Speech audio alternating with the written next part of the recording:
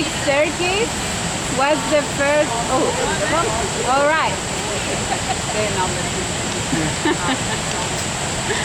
You're good? All right, people, I will talk a bit about the staircase. So, that big staircase that you can see in front of you is the first thing that Jose built, and it was for transport materials up and down, just like the sand from the creek, to build the buildings above.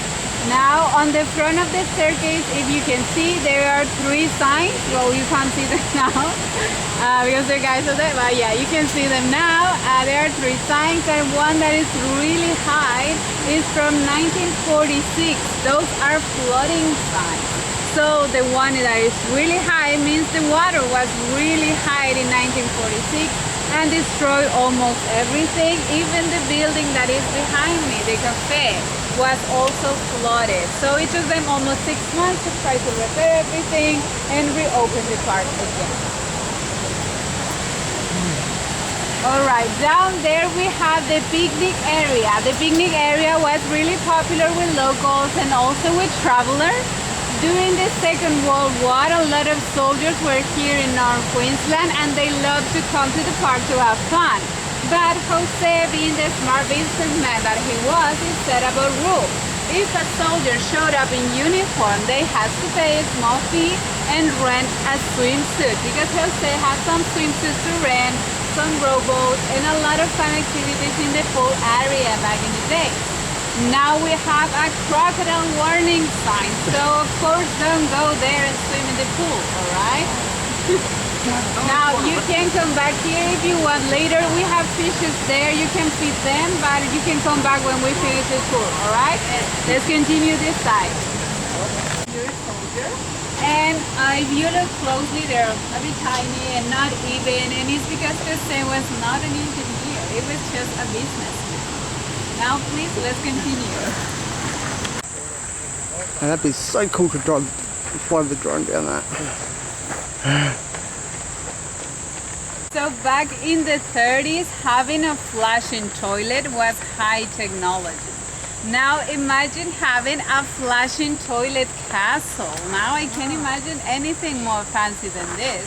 Now back in the 30s, Jose had his hydroelectric system up and running. So it had electricity and running water, but meanwhile in the town of Mena Creek they didn't have any of those until 1964. So Jose was 3 decades ahead of his time. You can go have a look in this building if you want later. You can also go upstairs if you want.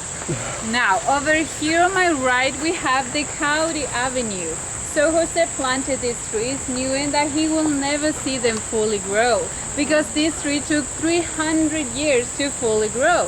These are quite young, only 92 years old, and when they are fully grown, they are twice its height and up to 4 meters wide.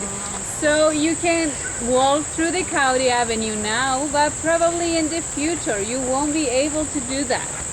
Now you can take some beautiful pictures in the County Avenue with the bamboo forest at the end, or if you look on the other side, you will always see the beautiful waterfall. So this cafe was inspired by a cafe in Madrid, and it used to call the cafe by the pool, but now we call it the lower refreshment room. So you could order a meal inside of the cafe and have it delivered in the picnic area back in the day. Now it was really casual during the days, but in the evening it used to have a dress code. So the ladies wore beautiful long dresses and the gentlemen a 3-piece suit. Now that building that is on the side of the cafe was Margarita's kitchen, where some delicious Spanish food were made. On the top of Margarita's kitchen, a live band of musicians played some music for the people. So a lot of things happening here back in the days. That fountain that you can see on the front of the cafe was created by Joe, Jose's son, after Jose passes away, as a personal memorial to his father's legacy. Now we are standing here when back in the days there used to be 2 tennis courts. And you can see pictures on your map of that as well. So a lot of sports were played here. And Jose created that roller over there that I should show you to flatten the tennis court, but it was so heavy that it took 3 strong men to carry around. We don't need it anymore, so we just leave it over there for show. But you can see that now.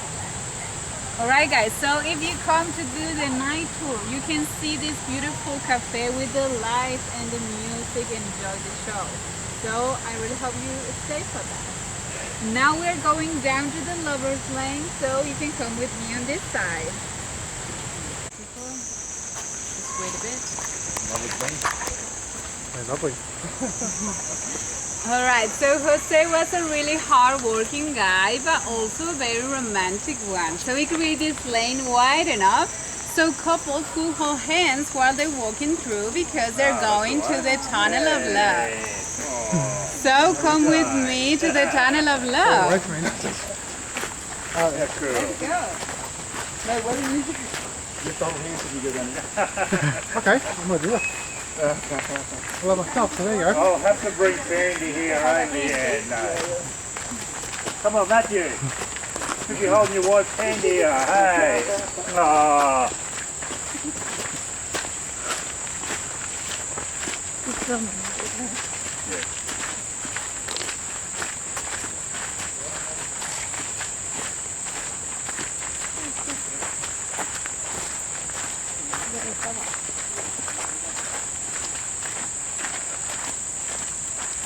Oh, there's bats. Got a few in there. I see them flapping around at the back there. Oh yeah, thousands of them. Mm-hmm. Yeah, not going there. Off you go. All the love, right? So now this tunnel is full of bats. We have about 2,000 of them living inside. They actually came to study them. Yeah, you can see them. They actually came to study them and they discover a new species of bats. So we just let them be at the day. At night it's all open, so they can go out at night and hunt some mosquitoes and some insects, so they're actually good for the park. Now, back in the days, Jose dug this tunnel to get clay from it and build the buildings around. When he got the tunnel, he wanted to create an underground aquarium with fish tanks on the wall. He even set up the ticket office on the side. But unfortunately, this concrete is not really good holding water. So that could never happen. But instead, he and Margarita decided to grow some mushrooms inside. And you could taste them in Margarita's kitchen back in the days. For a small fee, of course. Now, Everything for a small fee. now on the other side of the tunnel, there is a secret garden with Teresa's Falls. Because when Jose got here, he realized that Mena Creek Falls has the name of someone else's daughter. So he wanted to create the same for his own daughter. So he recreates the fall on the secret garden and name it Teresa's Falls. Now you can go to the secret garden if you want, but of course no through the tunnel. If you go left right before the staircase, you will be in the secret garden. How do they get out? Like to not bunkers? Where I'll do they be there. Someone was there. Oh, Alright, so back in 1946, after the flooding went down, Jose worked tirelessly for 6 months trying to repair everything, but unfortunately the cafe by the pool was too damaged, so he could never reopen the cafe again. After that, 18 months later, Jose passes away from his stomach cancer at the age of 61 years old, leaving his wife Margarita, his son Joe, and daughter Teresa to run the place. A year after that, Teresa got married and moved to Brisbane with his husband. So now it's just Margarita and Joe. A few years after that, the main highway was rerouted. So now it was too hard for people to come to the park, and that caused some financial issues. Now, in 1967, Margarita decided it was time to go back to Europe and revisit all the places that she and Jose visited on their honeymoon. But unfortunately, she couldn't make it to the mall because she passes away in Scotland due to a heart attack. But her body was taken back to Australia, and now she's buried next to her husband Jose in Innisfail Cemetery. Now it's just Joe running the place with his wife Val and their 2 children.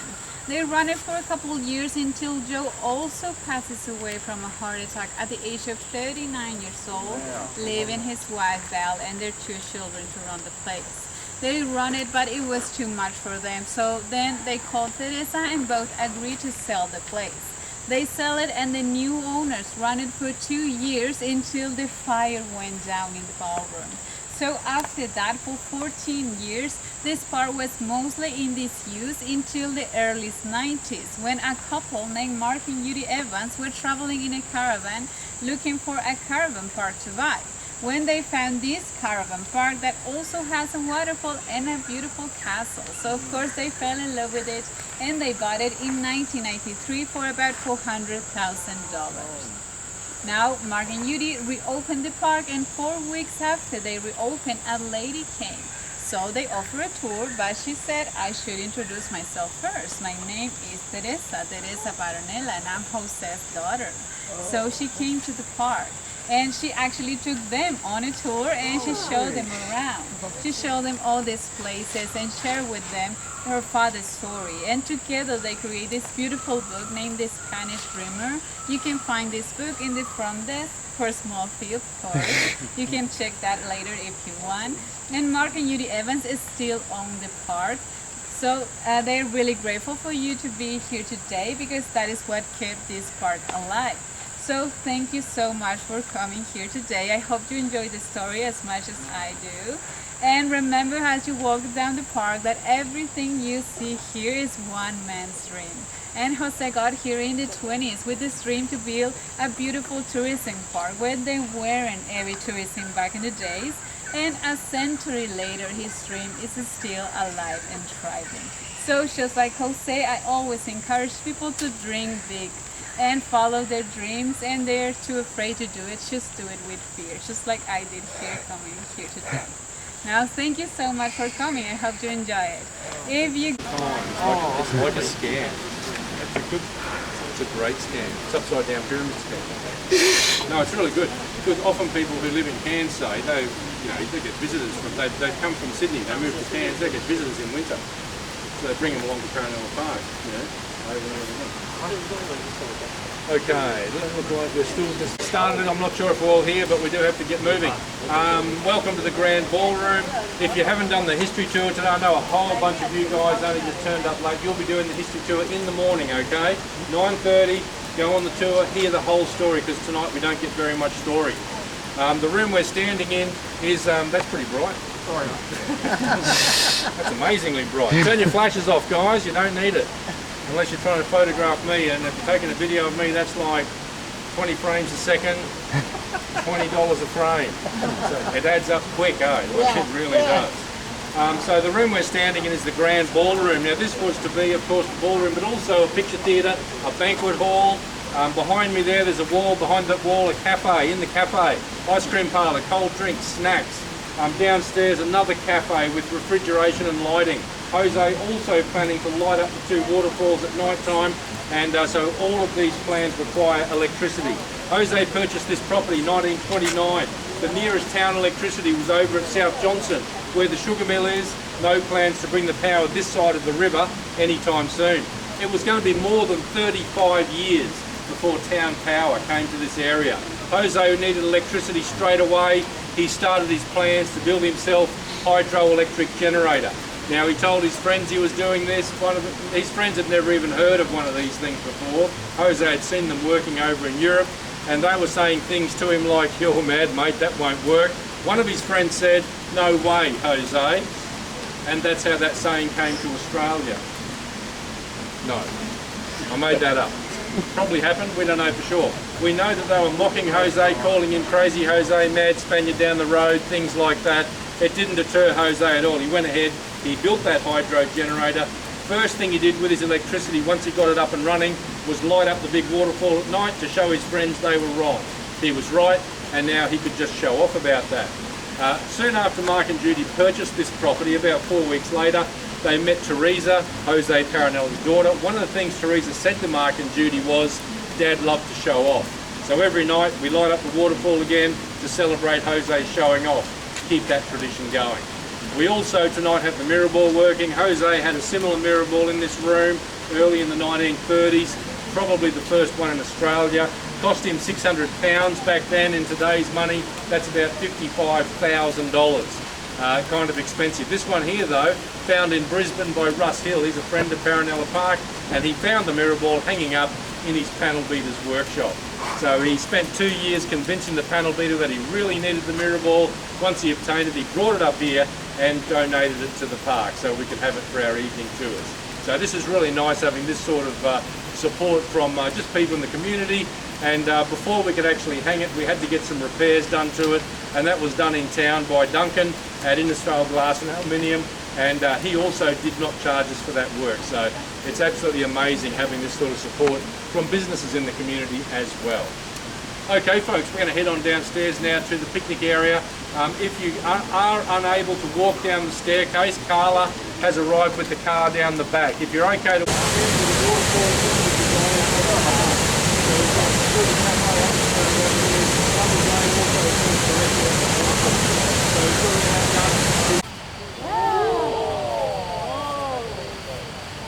There you go folks, that's the show. Thank you very much. Very generous laughing at that. I saw it the other night, there's a girl over here saying, "Mum,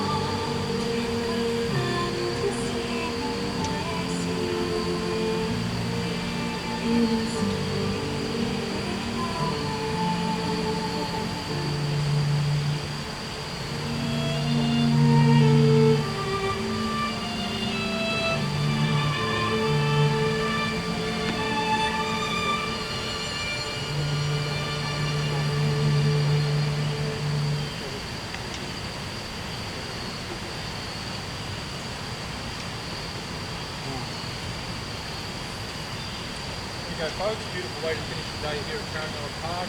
Up in the shop you can buy the CD of that music and other stuff that the String family played live here back in 2019. Spanish Dreamer book with the whole story, lots of photos. Photos actually from the Paronella family collection.